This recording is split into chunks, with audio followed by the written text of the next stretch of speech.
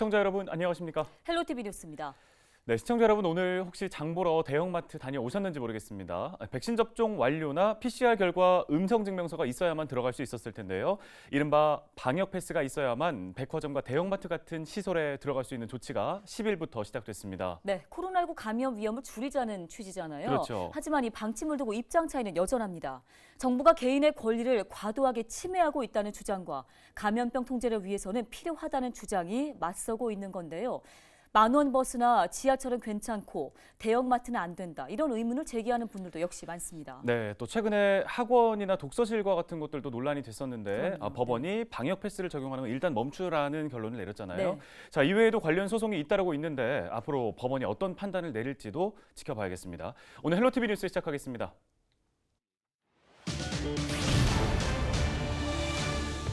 GTX 신호선 동두천 연장안이 국민의힘 윤석열 대선 후보의 공약으로 반영됐습니다. 윤 후보는 GTX 신호선을 경기 북부와 남부로 연장해 동두천에서 평택까지 연결하겠다고 약속했습니다.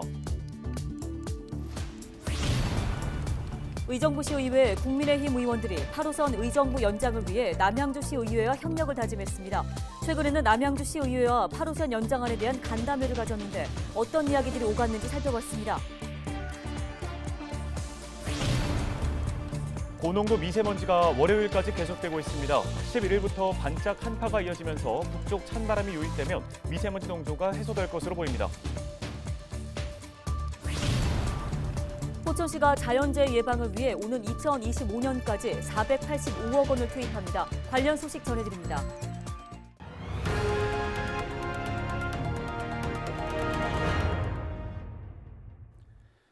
첫 소식입니다. GTX 신호선 동두천 연장안이 국민의힘 윤석열 대선 후보의 공약으로 반영됐습니다. 국민의힘 경기도당 위원장인 김성환 국회의원은 GTX 신호선 동두천 연장안이 제20대 대통령 선거 국민의힘 윤석열 후보 대선 공약에 반영됐다고 밝혔습니다. GTX 신호선은 양주 덕정에서 수원을 잇는 노선으로 윤 후보는 이를 경기 북부와 남부로 연장시켜 동두천에서 평택까지 연결하겠다고 약속했습니다. 8호선 의정부 연장 여부를 두고 요즘 의정부시도 뜨겁습니다. 자, 이 현안 해결을 위해서 의정부시의회가 다각도에서 갈등하고 또 노력하고 있는데요. 네, 의정부시의회 이모석 의원을 연결해서 보다 자세한 이야기 나눠보겠습니다. 안녕하십니까? 네, 안녕하세요. 이모석 의원입니다. 예, 자 우선 이 문제부터 좀 짚어보겠습니다. 의정부시의회가 내년도 본 예산에서 8호선 연장 사전 타당성 용역 예산을 삭감했습니다. 삭감한 이유가 무엇입니까? 예, 아시다시피 지난해 7월에는 8호선 연장이 결정된 것이 아니라 제4차 국가철도망 구축 계획에 추가 검토 사업으로 들어간 것입니다. 일단 민주당이 어렵게 이룬 사업이라는 부분에서 짚고 넘어가야 되는데요. 아직 이룬 것은 없습니다.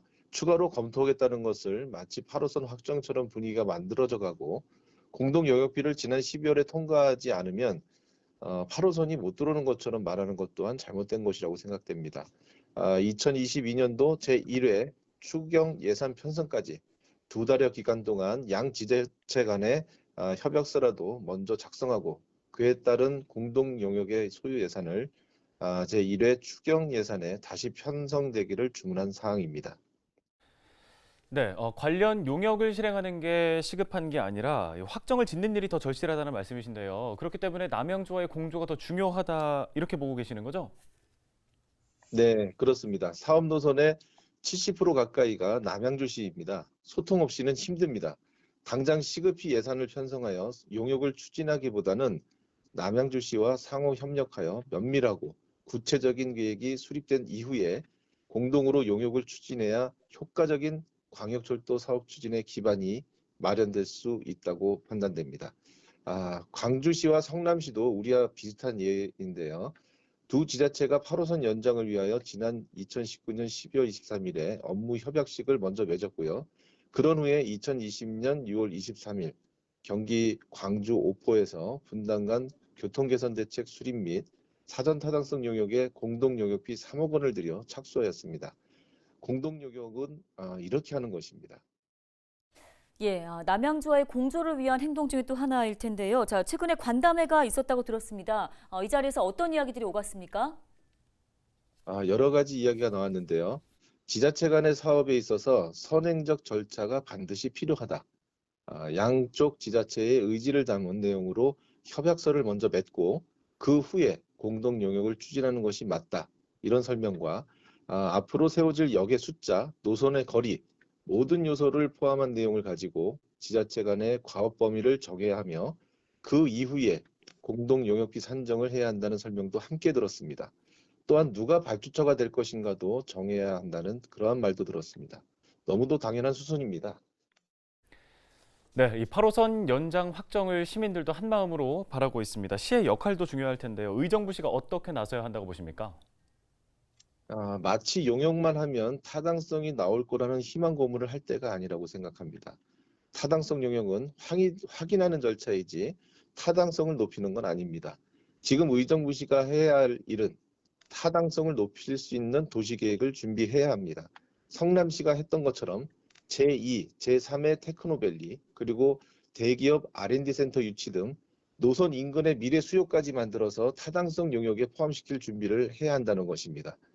의정부시가 8호선의 유치에 걸림돌이 될 물류단지를 유치하겠다고 말도 안 되는 일을 하고 있을 때가 아닙니다.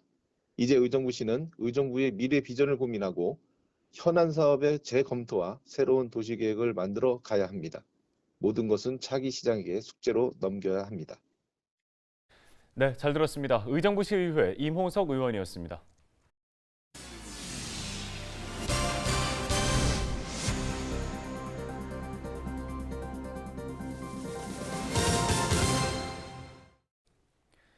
경기도의 코로나19 신규 확진자가 1,014명 발생해 전날보다 100명 줄어들며 감소세를 보이고 있습니다. 시군별로는 평택시가 225명으로 가장 많이 발생했고 의정부 43명, 포천 18명, 양주 15명, 동주천 8명, 연천 6명 등입니다. 의료기관 치료병상 가동률은 37.3%로 나흘 연속 30%대를 유지했고 중증 환자 병상 가동률은 49.4%로 이틀 연속 50% 아래를 기록했습니다. 생활치료센터 11곳의 가동률은 53.9%로 전날과 같았습니다.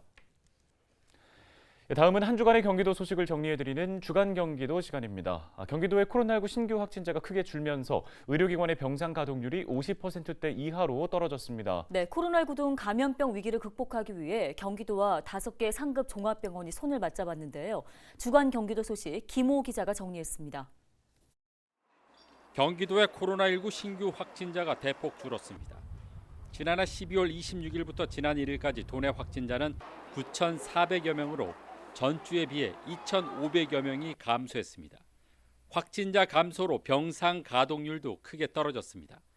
3일 기준 도내 의료기관이 확보한 병상은 4,186개로 이 가운데 1,841개 병상을 사용하고 있어 가동률은 44%로 나타났습니다.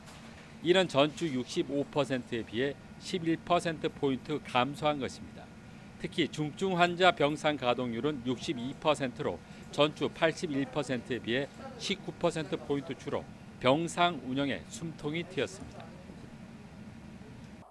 경기도가 코로나19 등 감염병 위기에 공동 대응하기 위해 5개 종합병원과 손을 잡았습니다. 도는 도청 상황실에서 분당 서울대학교 병원과 아주대 병원, 순천향대 부속 부천병원과 한림대 성심병원, 고려대 안산병원 등 5개 병원과 업무 협약을 체결했습니다.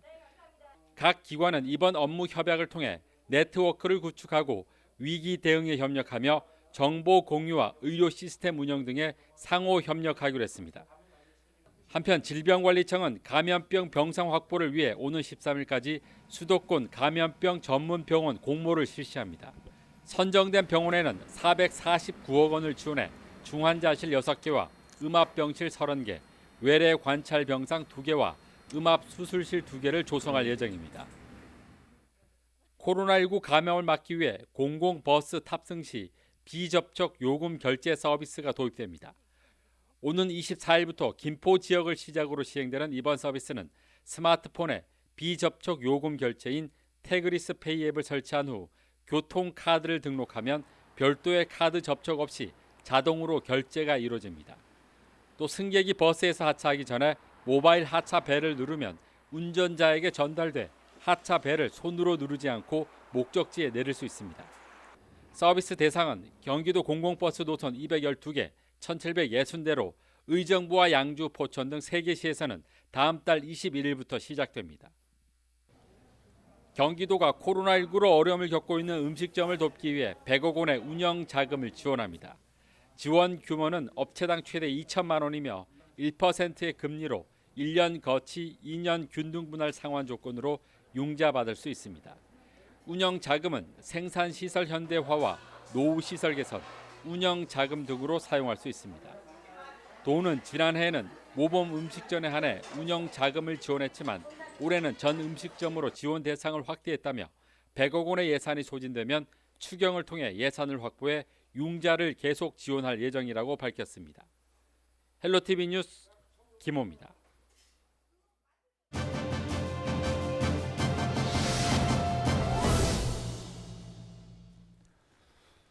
지난 주말 동안 이어진 고농도 미세먼지가 여전히 하늘을 뒤덮고 있는 가운데 수도권 지역에는 미세먼지 비상저감 조치가 시행 중입니다. 네, 관련 소식을 김승배 한국기상산업협회 본부장 연결해 들어보겠습니다. 자, 본부장님, 먼저 수도권 지역의 미세먼지 농도, 초미세먼지 농도가 상당히 나쁨 수준을 보이고 있습니다. 원인이 먼저 무엇인가요?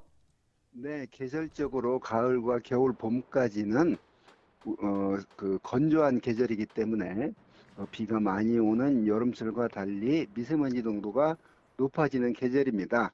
그런데 어떤 때 미세먼지가 높고 어떤 때 미세먼지가 낮은지는 날씨에 따라 결정이 되는데 최근 어저께 일요일 날 봄 기운을 느끼는 정도로 온화한 날씨를 보였거든요. 무슨 의미냐면 북쪽에서 찬 대륙고기압이 확장해서 찬바람이 강하게 불면 추워지는데 그게 고기압이 약해져서 온화한 날씨를 보였기 때문에 그렇게 되면 늘상 우리나라 배출되는 미세먼지가 흩어지지 않고 갇히게 됩니다. 그래서 첫 번째 미세먼지 농도가 높아진 원인은 따뜻한 날씨를 보였기 때문에 그렇습니다. 옛날에는 사만사온이라고 그랬는데 3일 춥고 찬바람이 불면 춥고 온화한 사온이었는데 지금은 사만, 사미로 새로운 신조어가 나타날 정도로 공기가 흩어지지 않으면 어김없이 미세먼지가 높아지는 그런 계절이기 때문입니다. 네, 이렇게 짙은 고농도의 미세먼지 언제쯤이면 괜찮아질까요? 네, 아까 말씀드렸듯이 찬 공기가 언제 내려오느냐, 이제 이게 문제인데, 오늘까지는 따뜻한 날씨를 보일 겁니다. 그런데 내일 오후부터는 좀 상황이 달라지거든요. 그래서 기온이 서울 기준으로 볼 때 아침 기온이 영하 10도, 낮 기온도 영하에 머무르는 그런 반짝 한파가 찾아올 텐데요. 그렇게 되면 이제 찬바람이 불기 때문에 미세먼지가 없어질 겁니다. 그래서 내일부터는 미세먼지가 좀 농도가 약해질 것으로 전망하고 있습니다. 예, 이렇게 미세먼지 농도가 좋지 않을 때에는 아무래도 외출을 삼가는 것이 좋을 텐데요. 자, 이럴 시에 필요한 행동 수칙이 있다면 알려주실까요? 네, 미세먼지는 지금 코로나 시대에 다 마스크를 지금 쓰고 다니는데요. 코로나가 아닌 이 상황에도 미세먼지 농도가 높아지면 마스크를 착용하세요라고 권고를 했었는데요. 미세먼지는 이제 미세한 먼지가 폐 속에 들어가면 여러 가지 건강에 안 좋기 때문에 그런데 그래서 기저질환자는 이런 미세먼지가 농도가 높다는 정보가 발표되면 불필요한 외출은 삼가고요. 또 외출 후에는 집에서 반드시 샤워를 하고 이런 어떤 미세먼지에 대한 어떤 대응이 필요합니다. 네, 도움 말씀 여기까지 듣겠습니다. 한국기상산업협회 김승배 본부장이었습니다. 다음 소식입니다. 포천시가 자연재해 예방을 위해 오는 2025년까지 485억 원을 투입합니다. 시는 먼저 집중호우 등 자연재해로 피해가 발생한 지역을 자연재해 위험 개선지구로 지정할 예정입니다. 또 국비 243억 원을 포함해 485억 원을 4년간 투입하고 하천을 정비해 저지대 침수 지역에 배수펌프장을 설치하며 우수관로를 개량할 예정입니다. 뉴스 마칩니다. 네, 여러분 고맙습니다.